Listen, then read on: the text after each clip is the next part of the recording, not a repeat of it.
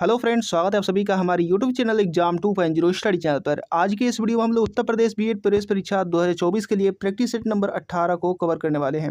और इस वीडियो में हम लोग 50 जीके जीएस के और 50 हिंदी के प्रश्नों को दोनों को हम लोग यहाँ पर कवर करने वाले हैं। अलग अलग वीडियो नहीं बनेगा, यहाँ पर एक ही वीडियो में सभी क्वेश्चन यहाँ पर 100 क्वेश्चन कवर किए जाएंगे। तो देखते हैं आप लोग 100 में से कितना स्कोर कर पाते हैं। तो चलिए देखते हैं आज का पहला प्रश्न क्या दिया गया है। तो सबसे पहले हम लोग सामान्य ज्ञान के 50 प्रश्नों को कवर करेंगे, उसके बाद हम लोग हिंदी के प्रश्नों को कवर करेंगे। तो देखते हैं आज का पहला प्रश्न दिया गया है कि निम्नलिखित में से प्राचीनतम राजवंश कौन सा है। तो बताइए इसका करेक्ट आंसर। तो इसका करेक्ट आंसर हो जाएगा मौर्य राजवंश जो है वो सबसे प्राचीनतम राजवंश है। अगला प्रश्न यहाँ पर दूसरा नंबर दिया गया है कि चावल निर्यात के मामले में भारत का विश्व में कौन सा स्थान है। तो बताइए इसका करेक्ट आंसर कमेंट बॉक्स में जल्दी से बताइए। तो इसका करेक्ट आंसर हो जाएगा ऑप्शन नंबर बी यानी दूसरा। यहाँ पर पहला नहीं बल्कि दूसरा हो जाएगा, यहाँ पर ऑप्शन नंबर बी करेक्ट हो जाएगा। अगला प्रश्न दिया गया तीसरा नंबर कि निम्नलिखित में से कौन सा एक सुमेलित नहीं है। तो बताइए ऑप्शनों में से कि कौन सा सुमेलित ऑप्शन नहीं है। तो जल्दी से इसका करेक्ट आंसर बताइए। तो इसका करेक्ट आंसर हो जाएगा ओणम आंध्र प्रदेश। यहाँ पर ओणम का जो संबंधित है वो केरल से संबंध है, तो ओणम का संबंध केरल से होगा। तो यहाँ पर ऑप्शन नंबर बी जो है वो सुमेलित नहीं होगा। अगला प्रश्न दिया गया है चौथा नंबर की सुगौली की संधि 1816 ईस्वी उनके बीच संपन्न हुई थी। बताना है कि किनके बीच संपन्न हुई थी। तो इसका करेक्ट आंसर हो जाएगा दिए गए ऑप्शनों में से सुगौली की जो संधि थी वो ईस्ट इंडिया कंपनी और नेपाल के साथ जो है वो संपन्न हुई थी। अगला प्रश्न देखते हैं। अगला प्रश्न यहाँ पर दिया गया पाँचवा नंबर की जनसंख्या वितरण को सर्वाधिक प्रभावित करने वाला तत्व है। तो बताइए इसका करेक्ट आंसर क्या होगा। ऑप्शन यहाँ पर दे रखा है और इसमें से करेक्ट आंसर बताइए जनसंख्या वितरण को सर्वाधिक प्रभावित करने वाला तत्व कौन सा है। तो इसका करेक्ट आंसर हो जाएगा जलवायु। जलवायु आपको याद रखना है, जनसंख्या वितरण को सर्वाधिक प्रभावित करने वाला तत्व है। अगला प्रश्न दिया गया 6 नंबर कि विवेकानंद रॉक मेमोरियल स्थित है। तो बताना है कि कहाँ पर स्थित है। तो इसका करेक्ट आंसर हो जाएगा दिए गए ऑप्शनों में से ऑप्शन नंबर बी यानी रामेश्वरम में स्थित है। तो ऑप्शन नंबर बी यहाँ पर करेक्ट हो जाएगा। अगला प्रश्न दिया गया है यहाँ पर 7वां नंबर की राष्ट्रपति लोकसभा में आंग्ल भारतीय समुदाय के कितने व्यक्तियों को प्रतिनिधित्व न होने की स्थिति में मनोनीत कर सकता है। तो बताना है कि कितने व्यक्ति को मनोनीत कर सकते हैं। तो इसका करेक्ट आंसर हो जाएगा ऑप्शनों में से ऑप्शन नंबर बी यानी केवल 2। ऑप्शन नंबर बी यहाँ पर करेक्ट हो जाएगा। अगला प्रश्न दिया गया है जैन मतानुसार उनके अंतिम में से एक पहले तीर्थंकर कौन थे। आपको बताना है कि जैन मतानुसार उनके अंतिम से एक पहले तीर्थंकर, यानी अंतिम नहीं बताना है। यहाँ पर टोटल आप लोग याद रखें कि जैन मतानुसार के अनुसार 24 तीर्थंकर हुए हैं जैन में। ठीक है, जैन समुदाय में 24 तीर्थंकर हुए हैं, तो आपको 23वां बताना है। तो जल्दी से इसका करेक्ट आंसर बताइए। तो इसका करेक्ट आंसर हो जाएगा ऑप्शनों में से ऑप्शन नंबर ए यानी पार्श्वनाथ। पार्श्वनाथ थे जो वो 23वें तीर्थंकर थे, और 24वें तीर्थंकर जो कि लास्ट अंतिम थे वो है महावीर जी, और जो पहले थे वो ऋषभदेव थे। ये आपको याद रखना है। अगला प्रश्न दिया गया है 9वें नंबर की कपिल मुनि द्वारा प्रतिपादित दार्शनिक प्रणाली है। तो बताना है कि कपिल मुनि द्वारा प्रतिपादित दार्शनिक प्रणाली कौन सी है। तो इसका करेक्ट आंसर हो जाएगा सांख्य दर्शन है। यहाँ पर ऑप्शन नंबर सी करेक्ट हो जाएगा। अगला प्रश्न देखते हैं 10 नंबर। अब यहाँ पर 10 नंबर दे रखा है कि निम्नलिखित देशों में से किसमें तमिल एक प्रमुख भाषा है। तो बताइए इसका करेक्ट आंसर क्या होगा। तो इसका करेक्ट आंसर मैं आपको बता दे रहा हूँ। इसका करेक्ट आंसर हो जाएगा ऑप्शन नंबर डी यानी सिंगापुर में। तो ऑप्शन नंबर डी यहाँ पर करेक्ट हो जाएगा। अगला प्रश्न दिया गया 11 नंबर की एलोरा स्थित कैलाश मंदिर के निर्माण का श्रेय किसको जाता है। तो बताइए इसका करेक्ट आंसर। एलोरा स्थित कैलाश मंदिर का निर्माण का श्रेय किसको जाता है। तो इसका करेक्ट आंसर हो जाएगा ऑप्शन नंबर डी यानी राष्ट्रकूटों को ही जाता है। अगला प्रश्न दिया गया है 12 नंबर की भुगतान संतुलन के विपरीत होने की दशा में निम्नलिखित में से कौन सा कदम स्थिति सुधारने में सहायक होगा। तो बताइए इसका करेक्ट आंसर क्या होगा। तो इसका करेक्ट आंसर हो जाएगा ऑप्शनों में से ऑप्शन नंबर बी यानी अवमूल्यन। अवमूल्यन यहाँ पर करेक्ट आंसर हो जाएगा। अगला प्रश्न दिया गया है 13 नंबर की मेवाड़ से युद्ध तथा चित्तौड़ की संधि किसके शासनकाल का महत्वपूर्ण उपलब्धि है। तो बताइए इसका करेक्ट आंसर। तो इसका करेक्ट आंसर हो जाएगा दिए गए ऑप्शनों में से ऑप्शन नंबर बी यानी जहांगीर का।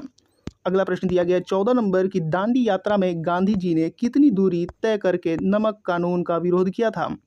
तो बताइए ऑप्शनों में से कि कौन सा करेक्ट होगा। जल्दी से इसका करेक्ट आंसर बताइए। तो टोटल इसका करेक्ट आंसर हो जाएगा 385 किलोमीटर। यहाँ पर 385 किलोमीटर करेक्ट होगा। यहाँ पर 248 मत बताइएगा। टोटल मैं आपको बता दे रहा हूँ 241 मील था। ठीक है। तो उस मील को कन्वर्ट करेंगे जब किलोमीटर में तो 385.6 के आसपास यहाँ पर आएगा। तो 385 किलोमीटर जो है वो दूरी तय किए थे नमक कानून का विरोध करने के लिए। अगला प्रश्न दिया गया है 15 नंबर की, गांधी जी ने किस कानून को काला कानून कहा था? तो बताइए इसका करेक्ट आंसर। तो इसका करेक्ट आंसर हो जाएगा रॉलेट एक्ट को काला कानून कहा था गांधी जी ने। अगला प्रश्न दिया गया है 16 नंबर की, ब्रिटिश संसद का सदस्य बनने वाला पहला भारतीय कौन था? तो बताइए इसका करेक्ट आंसर। तो इसका कमेंट बॉक्स में जल्दी से जवाब चाहिए मुझे। तो इसका करेक्ट आंसर हो जाएगा ऑप्शन नंबर सी, यानी दादा भाई नौरोजी जो थे वो ब्रिटिश संसद के सदस्य बनने वाले पहले भारतीय थे। अगला प्रश्न 17 नंबर दे रखा है कि विदेशी संस्थागत निवेशकों द्वारा भारतीय कंपनियों के शेयरों और बांडों को खरीद कहलाती है। तो क्या कहलाती है वो आपको बताना है। तो जल्दी से इसका करेक्ट आंसर बताइए। तो इसका करेक्ट आंसर हो जाएगा पोर्टफोलियो निवेश कहलाती है। तो ऑप्शन नंबर बी बिल्कुल करेक्ट हो जाएगा। अगला प्रश्न देखते हैं। अगला प्रश्न यहाँ पर दे रखा है कि बीटी बीज का संबंध है। तो बीटी बीज का संबंध किससे है ये आपको बताना है। तो जल्दी से इसका करेक्ट आंसर बताइए, बीटी बीज का संबंध किससे है? तो इसका करेक्ट आंसर हो जाएगा कपास से है। ऑप्शन नंबर सी करेक्ट हो जाएगा। अगला प्रश्न देखते हैं 19 नंबर। अब यहाँ पर 19 नंबर दे रखा है कि अंतर्राष्ट्रीय परमाणु ऊर्जा एजेंसी का मुख्यालय है। तो बताइए अंतर्राष्ट्रीय परमाणु ऊर्जा एजेंसी का मुख्यालय कहाँ पर है? तो यहाँ पर ऑप्शन दे रखा है और इसमें से करेक्ट आंसर बताना है। तो इसका करेक्ट आंसर हो जाएगा ऑप्शन नंबर सी, यानी वियना में है। यहाँ पर आपको याद रखना है वियना में है स्थित। अगला प्रश्न दिया गया है 20 नंबर की, रेशा फसलें निम्नलिखित में से कौन सी हैं? तो रेशा फसलें बताना है। तो इसका करेक्ट आंसर क्या होगा जल्दी से बताइए। तो इसका करेक्ट आंसर हो जाएगा कपास, सन और जूट। ऑप्शन नंबर सी यहाँ पर करेक्ट हो जाएगा। अगला प्रश्न देखते हैं।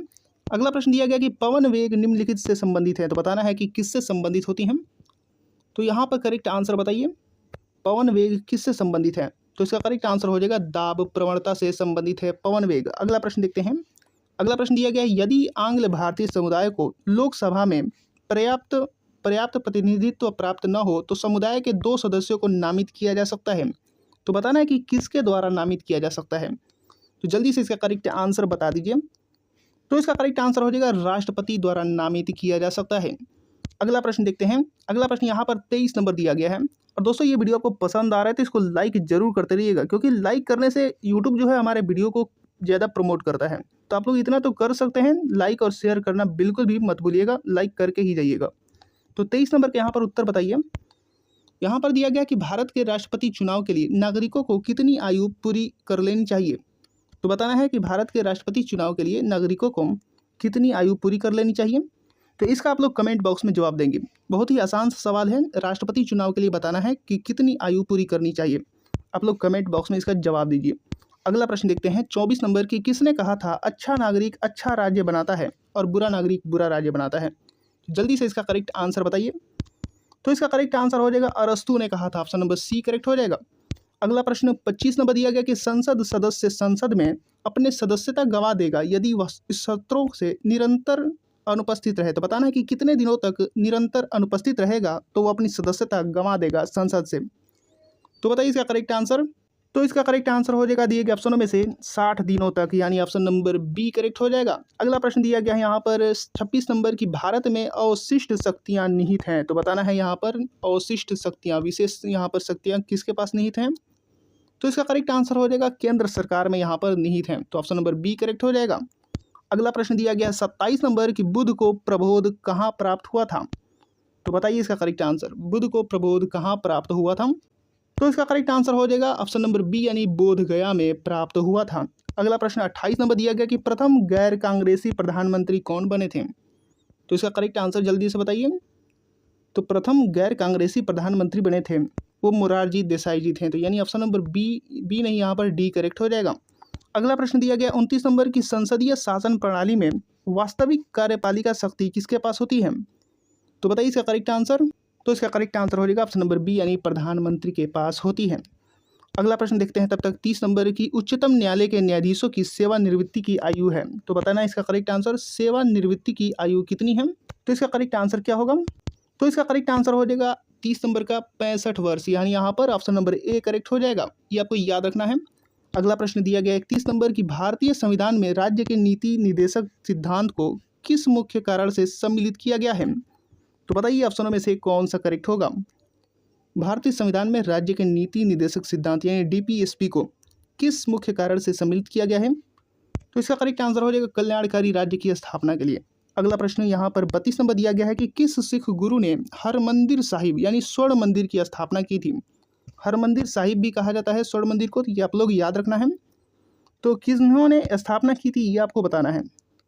तो इसका करेक्ट आंसर हो जाएगा ऑप्शन नंबर सी यानी गुरु अर्जुन देव ने स्थापना की थी। और गुरु रामदास जी की बात करें तो गुरु रामदास जी ने नींव रखी थी, आपको याद रखना है स्वर्ण मंदिर की। अगला प्रश्न देखते हैं 33 नंबर। अब यहाँ पर 33 नंबर दे रखा है कि सहारा प्रदेश में धूल दानव है, तो धूल दानव किसे कहते हैं ये आपको बताना है दिए गए ऑप्शनों में से। तो इसका करेक्ट आंसर हो जाएगा ऑप्शन में से ऑप्शन नंबर ए यानी प्रातः काल में चलने वाली तीव्र आंधी को धूल दानव कहा जाता है। अगला प्रश्न दिया गया है 34 नंबर की चूना पत्थर का कयांत्रित रूप है, तो कयांत्रित रूप बताना है चूना पत्थर का। तो इसका करेक्ट आंसर हो जाएगा संगमरमर, तो ऑप्शन नंबर ए जो है यहाँ पर करेक्ट हो जाएगा। अगला प्रश्न यहाँ पर 35 नंबर दे रखा है कि विश्व में कॉफ़ी का अधिकतम उत्पादन किस देश में होता है? तो बताइए इसका करेक्ट आंसर। दोस्तों अगर ये वीडियो आपको पसंद आ रहा है तो एक बार लाइक जरूर कर दीजिएगा इसको, और शेयर करना तो बिल्कुल भी मत भूलिए। कॉफ़ी का अधिकतम उत्पादन बताना है, तो इसका करेक्ट आंसर ब्राज़ील हो जाएगा। अगला प्रश्न यहाँ पर 36 नंबर दिया गया कि अवमूल्यन के उद्देश्य की ओर संकेत करता है, तो क्या संकेत करता है दिए गए ऑप्शनों में से? तो इसका करेक्ट आंसर हो जाएगा दिए गए ऑप्शनों में से ऑप्शन नंबर ए यानी निर्यात प्रोत्साहन जो है वो अवमूल्यन के उद्देश्य की ओर संकेत करता है। अगला प्रश्न देखते हैं यहाँ पर 37 नंबर की प्रिंस ऑफ वेल्स म्यूजियम स्थित है, आपको बताना है कि कहाँ पर स्थित है प्रिंस ऑफ वेल्स म्यूजियम। तो इसका करेक्ट आंसर मुंबई यानी महाराष्ट्र में स्थित है। अगला प्रश्न दिया गया है यहाँ पर 38 नंबर की डीजल लोकोमोटिव कारखाना कहाँ स्थित है? तो बताइए इसका करेक्ट आंसर। तो इसका करेक्ट आंसर हो जाएगा दिए गए ऑप्शनों में से ऑप्शन नंबर सी यानी वाराणसी में डीजल लोकोमोटिव कारखाना स्थित है। अगला प्रश्न यहाँ पर 39 नंबर दे रखा है कि सर्वाधिक जनसंख्या घनत्व वाला महाद्वीप कौन सा है? बहुत ही आसान सा सवाल है, तो बताइए जनसंख्या घनत्व वाला महाद्वीप बताना है सबसे ज़्यादा। तो इसका करेक्ट आंसर हो जाएगा ऑप्शन नंबर ए यानी एशिया।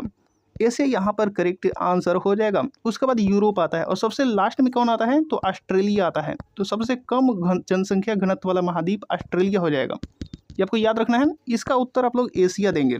अगला प्रश्न दिया गया 40 नंबर, फोर्ट विलियम कहाँ स्थित है? तो बताइए इसका करेक्ट आंसर फोर्ट विलियम कहाँ स्थित है? तो इसका करेक्ट आंसर हो जाएगा कोलकाता में स्थित है। अगला प्रश्न दिया गया है 41 नंबर की प्रकाश वोल्टियस सेल के प्रयोग से सौर ऊर्जा का रूपांतरण करने से निम्नलिखित में से किसका उत्पादन होता है? तो रूपांतरण करने से किसका उत्पादन होता है ये बताना है। तो इसका करेक्ट आंसर हो जाएगा विद्युत ऊर्जा का उत्पादन होता है सौर ऊर्जा का रूपांतरण करने से। अगला प्रश्न यहाँ पर 42 नंबर दे रखा है कि बायोडीजल के उत्पादन में निम्नलिखित में से कौन सा प्रक्रिया अपनाई जाती है? तो बताइए बायोडीजल के उत्पादन में कौन सी प्रक्रिया अपनाई जाती है? तो इसका करेक्ट आंसर ट्रांस एस्ट्रिफिकेशन यहाँ पर हो जाएगा ऑप्शन नंबर सी। अगला प्रश्न 43 नंबर दिया गया है कि अमोनिया का एक गुण कौन सा है? तो ऑप्शन को पढ़िए और इसका करेक्ट आंसर बताइए। अमोनिया का गुण बताना है, तो इसका करेक्ट आंसर हो जाएगा इसके जलीय विलयन में लाल लिटमस नीला हो जाता है, तो ऑप्शन नंबर डी यहाँ पर बिल्कुल करेक्ट हो जाएगा। अगला प्रश्न 44 नंबर दिया गया कि उस युक्ति को क्या कहा जाता है जो कंप्यूटर आउटपुट को टेलीफोन लाइनों पर प्रेषित करने के लिए रूपांतरित करती है? तो बताइए इसका करेक्ट आंसर, उस युक्ति को क्या कहा जाता है? तो इसका करेक्ट आंसर हो जाएगा मोडेम कहा जाता है, ऑप्शन नंबर सी यहाँ पर करेक्ट हो जाएगा। अगला प्रश्न दिया गया 45 नंबर की दिल का दौरा किस कारण से होता है ये आपको बता दीजिए। तो बताइए इसका करेक्ट आंसर क्या होगा, दिल का दौरा किस कारण से होता है? तो इसका करेक्ट आंसर हो जाएगा अज्ञात कारणों से हृदय के कार्य में बाधा आना। ये वाला गलत है, ये नहीं होगा बल्कि ये वाला होगा, हृदय में रक्त की आपूर्ति में कमी, ऑप्शन नंबर सी यहाँ पर करेक्ट हो जाएगा। अगला प्रश्न देखते हैं 46 नंबर की इनमें से विषम कौन सा है? तो बताइए इसका करेक्ट आंसर, विषम बताना है। तो इसका करेक्ट आंसर हो जाएगा दिए गए ऑप्शनों में से बूझा चूना, यानी ऑप्शन नंबर डी जो है वो बिल्कुल करेक्ट हो जाएगा, जो कि विषम है। अगला प्रश्न देखते हैं 47 नंबर की जैव निम्नीकृत अपशिष्ट को किसकी सहायता से उपयोगी पदार्थ में रूपांतरित किया जा सकता है? तो बताइए इसका करेक्ट आंसर क्या होगा। बायोडिग्रेडेबल वेस्ट को किसकी सहायता से उपयोगी पदार्थ में रूपांतरित किया जा सकता है? तो इसका करेक्ट आंसर हो जाएगा जीवाणु यानी बैक्टीरिया के सहायता से। अगला प्रश्न देखते हैं 48 नंबर। अब यहाँ पर आपके सामने 48 नंबर दे रखा है कि निम्नलिखित में से क्या बड़े शहरों में वायु को प्रदूषित करता है? तो क्या बड़े शहरों में वायु को प्रदूषित करता है? तो बताइए इसका करेक्ट आंसर क्या होगा। तो इसका करेक्ट आंसर हो जाएगा सीसा जो है वो बड़े शहरों में वायु को प्रदूषित करता है। अगला प्रश्न दिया गया है 49 नंबर की किसी प्रोग्राम में बग क्या होता है? तो बताइए बग क्या होता है। ऑप्शन यहाँ पर दे रखा है और इसमें से करेक्ट आंसर एरर हो जाएगा, यानी ऑप्शन नंबर बी जो है वो करेक्ट हो जाएगा। अगला प्रश्न यहाँ पर 50 नंबर दे रखा है कि कास्ट स्पिरिट क्या होती है। तो बताइए किसको कहा जाता है कास्ट स्पिरिट। तो इसका करेक्ट आंसर हो जाएगा मेथिल अल्कोहल, यानी यहाँ पर ऑप्शन नंबर ए करेक्ट हो जाएगा, methyl alcohol, option number A. अगला प्रश्न देखते हैं। इसके बाद हम लोग खंड ब यानी भाषा हिंदी के प्रश्नों को देखेंगे। तो जल्दी से तैयार हो जाइए हिंदी के प्रश्नों को लगाने के लिए। यहाँ पर हिंदी का पहला प्रश्न दिया गया है कि जान पर खेलना का तात्पर्य क्या है। तो बताइए इसका करेक्ट आंसर क्या होगा। तो इसका करेक्ट आंसर हो जाएगा प्राणों को संकट में डालना जान पर खेलने का अर्थ होता है। तो इसका उत्तर आप लोग जल्दी से बता दीजिए कीजिए, जब भी मैं आंसर बताऊं उससे पहले ही उत्तर आप लोग बता दीजिएगा। अगला प्रश्न यहाँ पर 52 नंबर दिया गया है कि कौन सा छंद 22 से 26 वर्ड और 4 चरणों वाला है। तो बताइए इसका करेक्ट आंसर क्या होगा। 22 से 26 वर्ड और 4 चरणों वाला कौन सा छंद कहलाता है। तो इसका करेक्ट आंसर हो जाएगा सवैया कहलाता है, ऑप्शन नंबर सी करेक्ट हो जाएगा। अगला प्रश्न 53 नंबर दे रखा है कि आवश्यकता से अधिक धन का त्याग कहलाता है। तो बताइए आवश्यकता से अधिक धन का त्याग क्या कहलाता है। तो इसका करेक्ट आंसर हो जाएगा अपरिग्रह कहलाता है, ऑप्शन नंबर बी करेक्ट होगा। अगला प्रश्न दिया गया 54 नंबर की सांप सूंघना मुहावरे का क्या अर्थ है। जल्दी से इसका करेक्ट आंसर आप लोग कमेंट बॉक्स में बताइए, बहुत सा आसान सवाल है ये। सांप सूंघना मुहावरे का क्या अर्थ है। तो इसका करेक्ट आंसर हो जाएगा सहम जाना, ऑप्शन नंबर सी बिल्कुल करेक्ट हो जाएगा। अगला प्रश्न देखते हैं। यहाँ पर 55 नंबर की पछताने के लिए कौन सा मुहावरा उपयुक्त है। तो बताइए इसका करेक्ट आंसर क्या होगा। तो यहाँ पर करेक्ट आंसर हो जाएगा हाथ मलना। तो यहाँ पर ऑप्शन नंबर सी बिल्कुल करेक्ट हो जाएगा, जो कि पछताने के लिए एक मुहावरा है। अगला प्रश्न दिया गया 56 नंबर की शून्य का तद्भव शब्द बताइए। तो बताइए इसका करेक्ट आंसर क्या होगा। देखते हैं इसका आंसर कितने लोग बता पाते हैं कमेंट बॉक्स में। आप लोग कमेंट बॉक्स में जवाब दीजिएगा, जिसका भी सही उत्तर होगा उसका मैं हार्ट दे दूंगा ताकि लगे कि वो सही है। तो आप लोग इसका उत्तर कमेंट बॉक्स में जरूर दीजिएगा। अगला प्रश्न तब तक देखते हैं 57 नंबर दिया गया कि साग का तद्भव शब्द क्या होगा। तो बताइए इसका करेक्ट आंसर साग का तद्भव शब्द क्या होगा। तो इसका करेक्ट आंसर हो जाएगा साग, यानी ऑप्शन नंबर सी करेक्ट हो जाएगा। अगला प्रश्न दिया गया 58 नंबर की निम्नलिखित में से कौन सा अनिश्चयवाचक सर्वनाम है। अनिश्चयवाचक सर्वनाम बताना है यहाँ पर। तो बताइए इसका करेक्ट आंसर क्या होगा अनिश्चयवाचक सर्वनाम। तो ऑप्शन नंबर यहाँ पर डी करेक्ट हो जाएगा, यानी कोई। अगला प्रश्न दिया गया है 59 नंबर की निम्न में से कौन सा झरना का पर्यायवाची है। तो झरना का पर्यायवाची बताना है। तो यहाँ पर ऑप्शन दे रखा है सोता, निर्झर और स्रोत, ये तीनों के तीनों जो है वो झरना का पर्यायवाची होते हैं। तो यहाँ पर ऑप्शन नंबर डी बिल्कुल करेक्ट हो जाएगा। अगला प्रश्न दिया गया है 60 नंबर की आधा गांव के रचयिता कौन है। तो बताइए आधा गांव के रचयिता कौन है। तो यहाँ पर ऑप्शन दिया गया और इसमें से करेक्ट आंसर हो जाएगा राहीम मासूम रजा। राहीम मासूम रजा जो है वो आधा गांव के रचयिता हैं। अगला प्रश्न देखते हैं 61 नंबर। अब अगला प्रश्न यहाँ पर 61 नंबर दिया गया है कि जिसने अपना ऋण चुका दिया हो उसे क्या कहते हैं। तो बताइए एक शब्द में क्या कहा जाता है। तो इसका करेक्ट आंसर उरीड़ कहा जाता है। उरीड़ यहाँ पर करेक्ट आंसर हो जाएगा, जिसने अपना ऋण चुका दिया है।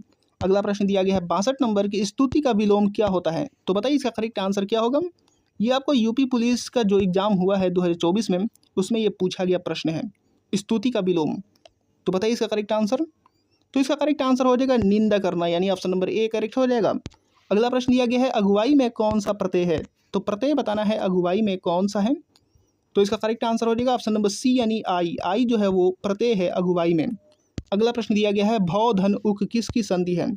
तो बताइए इसका करेक्ट आंसर भव धन उक किसकी संधि है।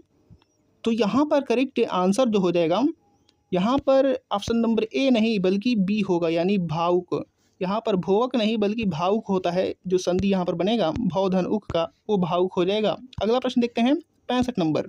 अब 65 नंबर यहाँ पर दिया गया कि स्वर कितने होते हैं। तो बता दीजिए इसका करेक्ट आंसर। यहाँ पर तो 5, 7, 9 और 10 दिया गया, 11 तो नहीं दिया गया है। स्वर टोटल 11 होते हैं, लेकिन यहाँ पर 10 दिया है। इसका मतलब कि री को कभी कभी नहीं जोड़ा जाता है, यानी री जो है वो स्वर में कभी कभी नहीं लिया जाता है। तो 10 यहाँ पर टोटल हो जाएगा आंसर करेक्ट।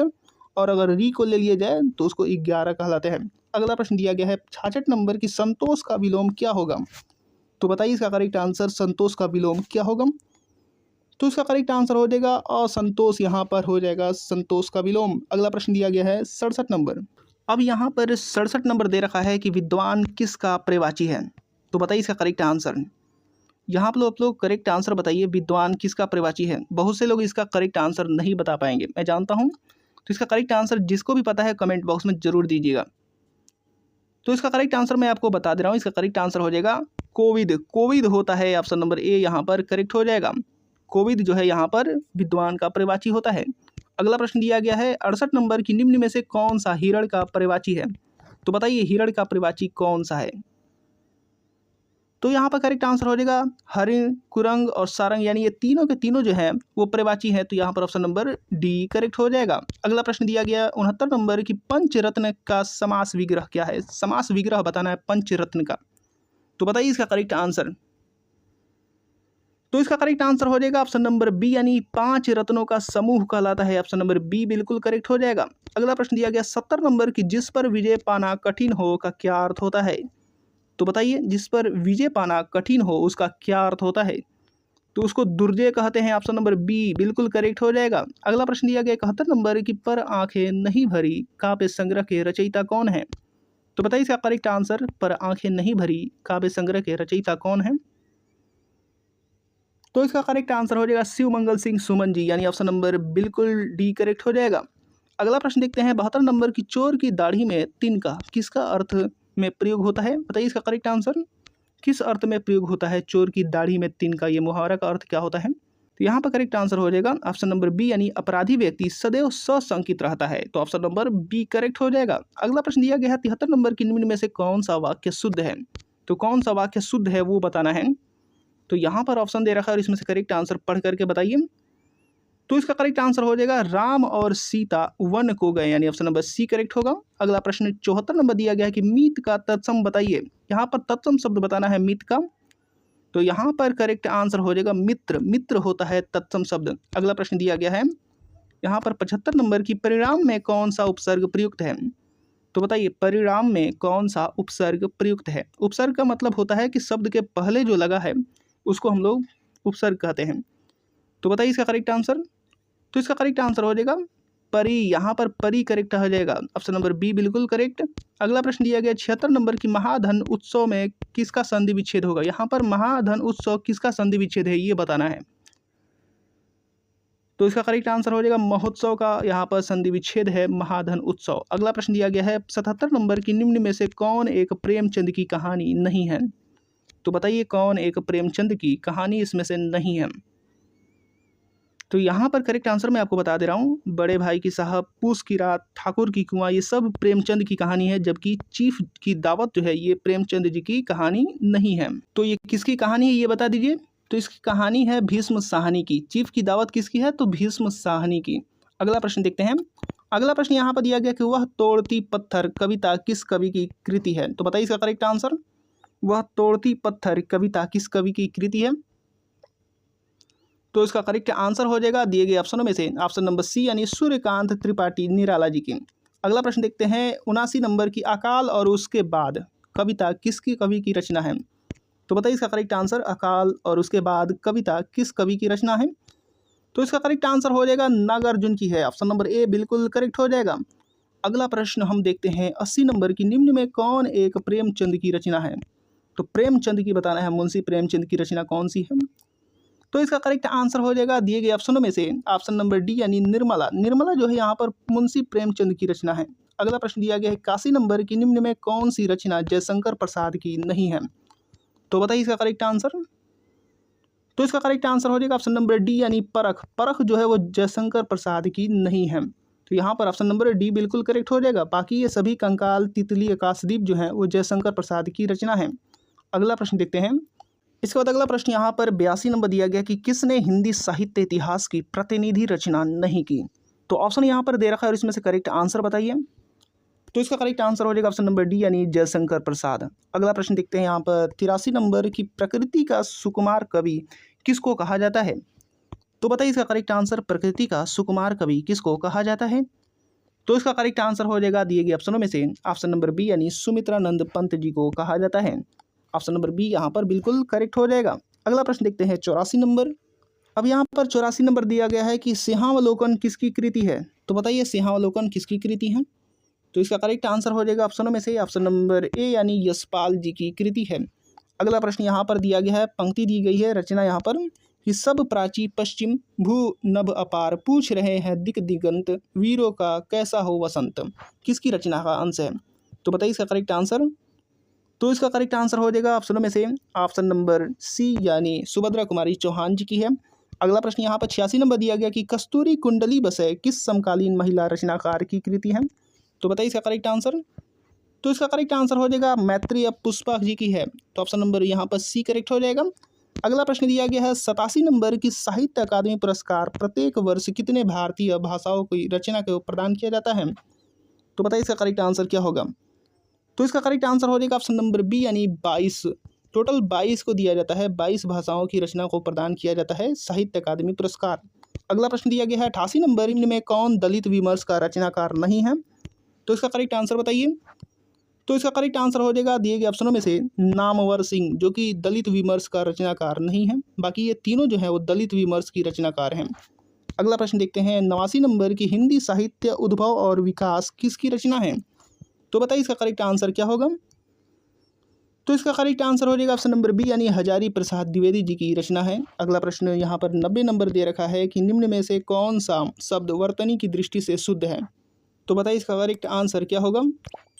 तो इसका करेक्ट आंसर हो जाएगा ऑप्शन नंबर ए यानी मनोवांछित यहाँ पर शुद्ध शब्द है। ऑप्शन नंबर ए बिल्कुल करेक्ट हो जाएगा। अगला प्रश्न दिया गया है 91 नंबर। अब यहाँ पर 91 नंबर दे रखा है कि निम्न में कौन सा शब्द वर्तनी की दृष्टि से शुद्ध है। तो बताइए इसका करेक्ट आंसर। वर्तनी की दृष्टि से शुद्ध शब्द कौन सा है। तो इसका करेक्ट आंसर हो जाएगा ऑप्शन नंबर बी यानी अनुगृहित। अनुगृहित यहाँ पर करेक्ट हो जाएगा। अगला प्रश्न यहाँ पर 92 नंबर दिया गया कि आकाश का पर्यायवाची शब्द बताइए। तो इसमें से ढूंढ करके आप लोग कमेंट बॉक्स में जवाब दीजिएगा। हमने यहाँ पर 3 क्वेश्चंस दिए हैं कमेंट बॉक्स में जवाब देने के लिए, तो आप लोग इसका उत्तर जरूर दीजिएगा। और जिसका भी सही उत्तर होगा उसको मैं हार्ट दे दिया करूँगा, ताकि लगे कि वो जो क्वेश्चन का जो आंसर है वो सही है। तो बताइए इसका करेक्ट आंसर कमेंट बॉक्स में क्या होगा आकाश का पर्यायवाची। अगला प्रश्न तब तक देखते हैं 93 नंबर की घ का उच्चारण स्थान क्या है। तो इसका करेक्ट आंसर होता है कंठ। कंठ जो है वो घ का उच्चारण स्थान है। अगला प्रश्न 94 नंबर दिया गया है कि ज्ञ वर्ण किन वर्णों के संयोग से बना है। तो बताइए ज्ञ वर्ण किन वर्णों के संयोग से बना है। तो यहाँ पर करेक्ट आंसर हो जाएगा ऑप्शन नंबर बी, जो कि आधा ज और यहाँ पर य के जो वर्णों का संयोग है उससे ज्ञ बनकर तैयार हुआ है। अगला प्रश्न दिया गया है 95 नंबर कि पानी पानी होना मुहावरे का सही अर्थ क्या है। तो इसका करेक्ट आंसर हो जाएगा ऑप्शनों में से बहुत शर्मिंदा होना। पानी पानी होने का मतलब ऑप्शन नंबर सी बहुत शर्मिंदा होना होता है। अगला प्रश्न 96 नंबर दिया गया है कि अति उपसर्ग से निम्न में से कौन सा शब्द नहीं बना है। तो बताइए इसका करेक्ट आंसर। अति से कौन सा यहाँ पर शब्द नहीं बना है।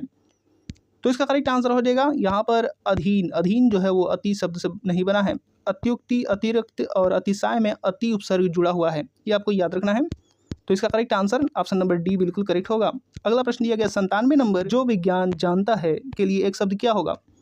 तो इसका करेक्ट आंसर हो जाएगा वैज्ञानिक कहलाता है। अगला प्रश्न दिया गया है 98 नंबर कि निम्न में आदि शब्द का विलोम क्या है। तो आदि का विलोम बताना है। तो ऑप्शन यहाँ पर दे रखा है, उसमें से करेक्ट आंसर बताइए। तो इसका करेक्ट आंसर हो जाएगा ऑप्शनों में से ऑप्शन नंबर सी यानी अंत। आदि का जो विलोम होता है वो अंत होता है। अगला प्रश्न दिया गया है 99 नंबर की सरवरी, यामिनी तथा रजनी शब्द किसके पर्यायवाची हैं। तो बताइए इसका करेक्ट आंसर। तो इसका करेक्ट आंसर हो जाएगा ऑप्शन नंबर बी यानी रात का पर्यायवाची है। अगला प्रश्न यहाँ पर चट्टान शब्द किस लिंग से संबंधित है। ये वीडियो का लास्ट प्रश्न भी है। तो यहाँ पर बताइए इसका करेक्ट आंसर क्या होगा। और दोस्तों अभी तक आप लोगों ने लाइक नहीं किया, चैनल को सब्सक्राइब नहीं किया है तो चैनल को सब्सक्राइब कर लीजिएगा और लाइक करना तो बिल्कुल भी मत भूलिएगा। तो यहाँ पर करेक्ट आंसर हो जाएगा ऑप्शन नंबर बी यानी स्त्रीलिंग।